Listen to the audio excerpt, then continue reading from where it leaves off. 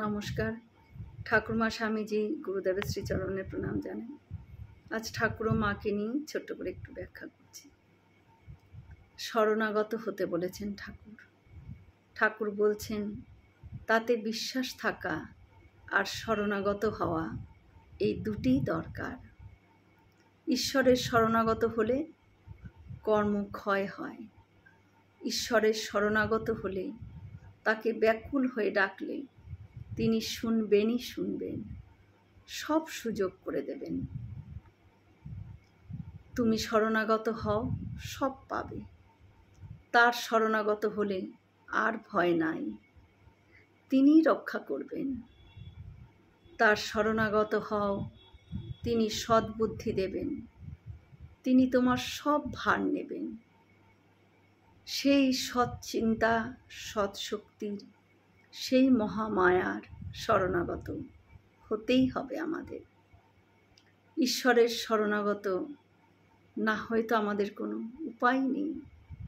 তার দাস হয়ে, তার শরণাগত হয়ে তাকে ডাকো।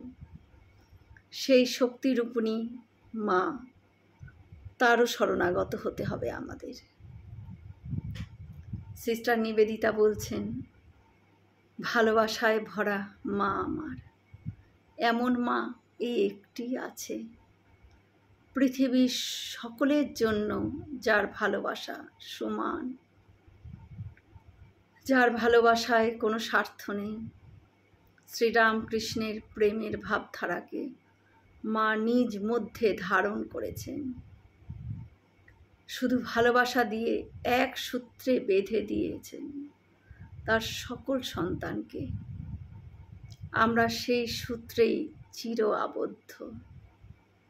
আমাদের মা ভালোবাসা বিলিয়েছেন অকাতরে। তার সন্তান হয়ে আমরা সেই ভালোবাসার পথেই চলব এবং অন্য সকলকে সেই সূত্রেই বাঁধব, মায়ের ভালোবাসার বন্ধনে। জয় মা শারদা। আমরা সকলে মিলে একসাথে বলি, জয় মহামায় কি জয়, জয় ভগবান শ্রী শ্রী রামকৃষ্ণদেব কি জয়, জয় স্বামীজি মহারাজজি কি জয়। হয়তো অনেক ভুল ত্রুটি করে ফেললাম, ঠাকুর যেন আমায় ক্ষমা করে দেন। সকলে সুস্থ থাকবেন, আনন্দে থাকবেন। ঠাকুর মায়ের কৃপা দৃষ্টি সকলের ওপর বর্ষিত হোক। শুভরাত্রি।